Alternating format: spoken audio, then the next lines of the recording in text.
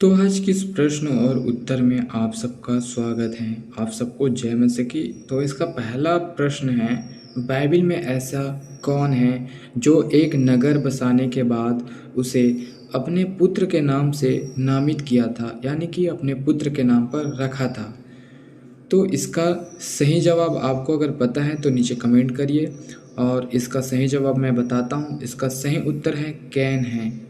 क्या है इसका सही उत्तर? कैन है। जी हाँ, क्योंकि यह उत्पत्ति 4 और उसका 17वां पद में आपको मिलेगा। वचन में लिखा है, जब कैन अपनी पत्नी के पास गया, जब वह गर्भवती हुई और हनोक को जन्मी, फिर कैन ने एक नगर बसाया और उस नगर का नाम अपने पुत्र के नाम पर हनोक रखा। क्या रखा? हनोक रखा। दूसरा प्रश्न है, सुलेमान की नीति वचन और गीत कितनी थी?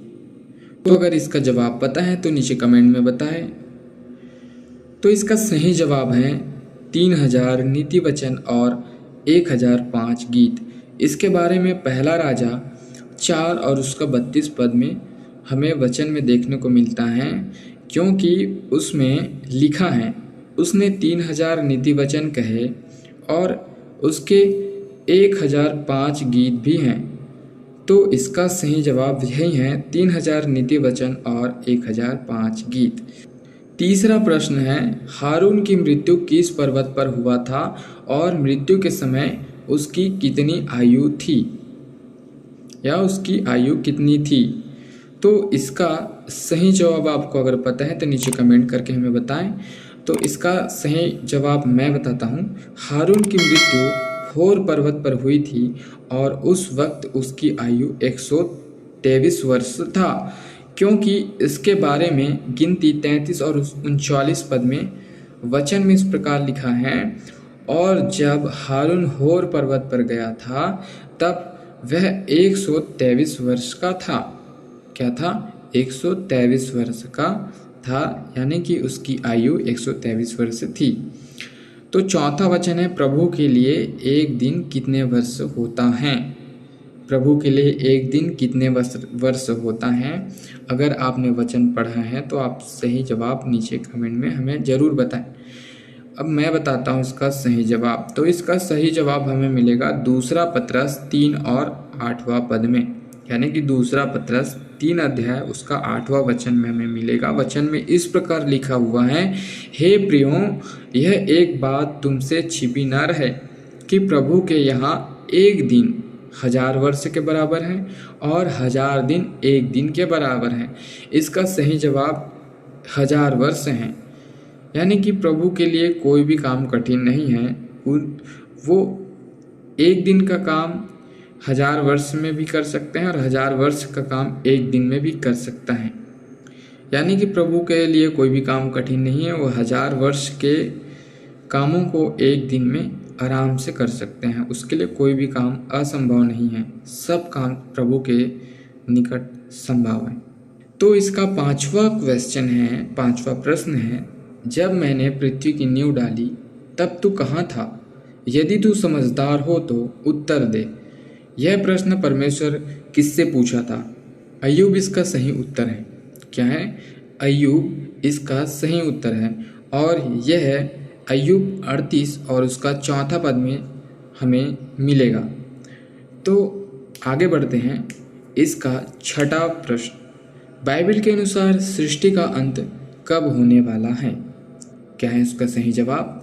प्रभु का सुसमाचार सारे जगत में प्रसारित होने के बाद अंत आएगा, और यह लिखा हुआ है मत्ती 24 और 14 की वचन में इस प्रकार लिखा है, और राज्य का यह सुसमाचार सारे जगत में प्रचार किया जाएगा कि सब जातियों पर गवाही हो, तब अंत आएगा। तो बढ़ते हैं अगले प्रश्न की ओर। इजरायली लोग मिस्र देश में कितने वर्ष थे?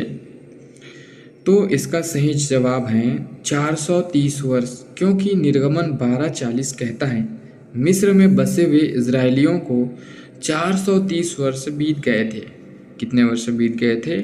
430 वर्ष। बढ़ते हैं अगले प्रश्न 9वें प्रश्न की ओर। मनुष्य को सबसे ज़्यादा धोखा कौन देता है? तो इसका सही उत्तर है मन। क्या है? मन। क्योंकि यिर्मयाह 17 और उसका 9वां पद में यानी कि 9 पद में हमें वचन इस प्रकार लिखा है कि मन तो सब वस्तुओं से अधिक धोखा देने वाला होता है, उसमें असाध्य रोग लगा है, उसका भेद कौन समझ सकता है। तो इसका सही उत्तर है मन। बढ़ते हैं 9वें प्रश्न की ओर। कौन सी वस्तु मनुष्य को अशुद्ध करता है? कौन सी वस्तु मनुष्य को अशुद्ध करता है? इसका सही उत्तर है मरकुस 7 अध्याय उसका 20 से 23 वचन तक पढ़ते हैं तो हमें मिलता है, क्योंकि उसमें लिखा है, फिर उसने कहा, जो मनुष्य में से निकलता है वही मनुष्य को अशुद्ध करता है, क्योंकि भीतर से अर्थात मनुष्य के मन से बुरी बुरी चिंता, बुरे बुरे विचार, व्यभिचार, चोरी, हत्या, पर स्त्रीगमन, लोभ, दुष्टता, छल, लूचपन, कुदृष्टि, निंदा, अभिमान और मूर्खता निकलती हैं। ये सब बुरी बातें भीतर ही से निकलती हैं और मनुष्य को अशुद्ध करती हैं।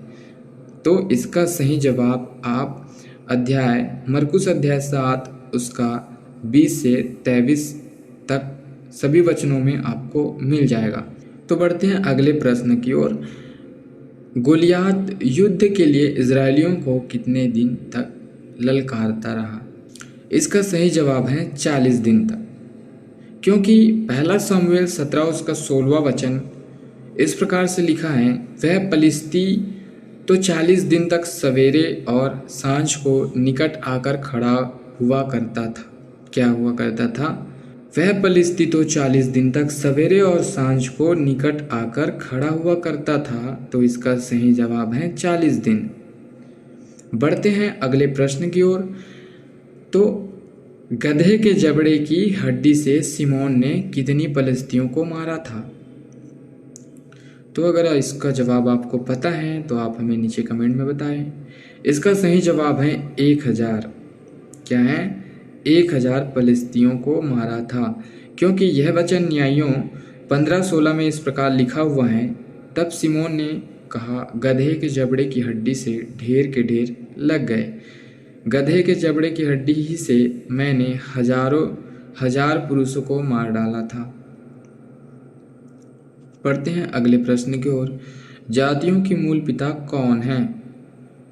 क्या है? जातियों की मूल पिता कौन है? तो इसका सही जवाब है अब्राहम है, क्योंकि उत्पत्ति 17 उसका 5वां वचन हमें इस प्रकार से लिखा हुआ बताता है, सो अब तेरा नाम अब्राहम न रहेगा, परंतु तेरा नाम इब्राहिम होगा, क्योंकि मैंने तुझे जातियों के समूह का मूल पिता ठहरा दिया है।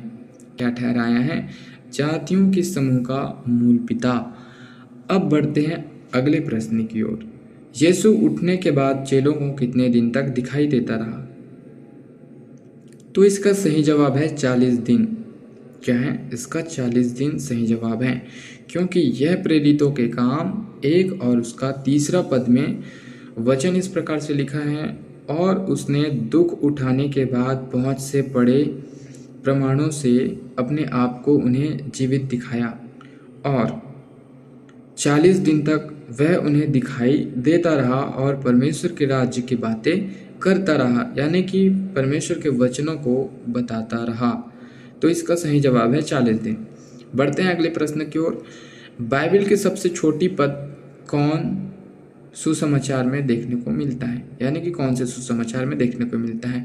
तो इसका सही जवाब यूहन्ना है, और यह वचन यूहन्ना 11वां और उसका 35वां पद में हमें लिखा हुआ मिलेगा।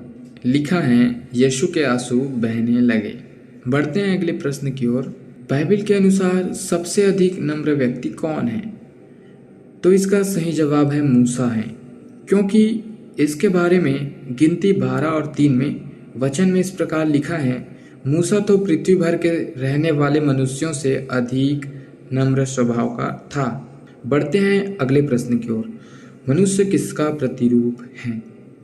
तो इसका सही जवाब है परमेश्वर है।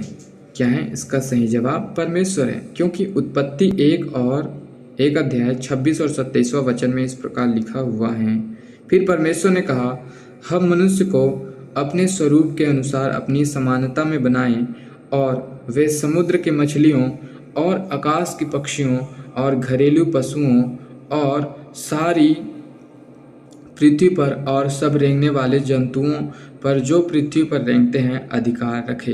तब परमेश्वर ने मनुष्य को अपने स्वरूप के अनुसार उत्पन्न किया, अपने ही स्वरूप के अनुसार परमेश्वर ने उसको उत्पन्न किया, नर और नारी करके उसने मनुष्य की सृष्टि की।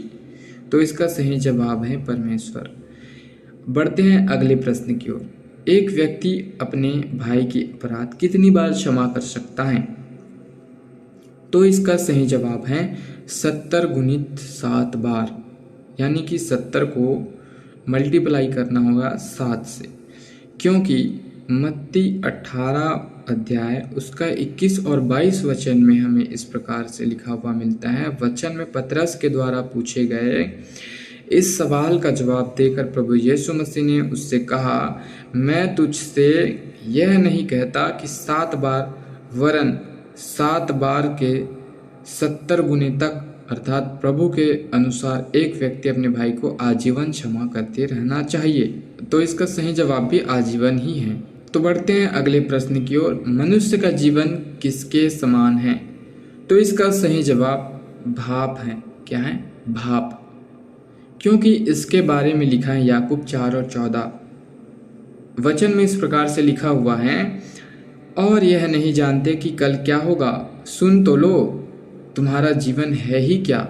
तुम तो मानो भाप समान हो, जो थोड़ी देर दिखाई देती हो फिर लोप हो जाती है। अर्थात मनुष्य का जीवन अल्पकालीन है। क्या है? अल्पकालीन। तो इसका सही जवाब भाप है। बढ़ते हैं अगले प्रश्न की ओर। बाइबिल में भोर के चमकने वाले तारा किसे कहा गया था? इसका सही जवाब शैतान है, क्योंकि यशायाह 14:12 के वचन में इस प्रकार लिखा है, हे भोर के चमकने वाले तारे, तू क्यों कर आकाश से गिर पड़ा है? तू जो जाति जाति को हरा देता था, तू अब कैसे काट कर भूमि पर गिराया गया है? शैतान को जब घमंड हुआ तो परमेश्वर, उस समय वो स्वर्गदूत था, परमेश्वर का प्रिय स्वर्गदूत था, जिसे परमेश्वर ने घमंड के कारण नीचे गिरा दिया। उसको इस वचन में बताया गया है यशायाह 14 उसका 12वां पद में। तो इसका सही जवाब शैतान ही है। तो परमेश्वर इन वचनों के द्वारा, इन प्रश्नों के द्वारा और प्रश्नों के उत्तर के द्वारा आप सबको आशीष दे। आप सबको जय मसीह की।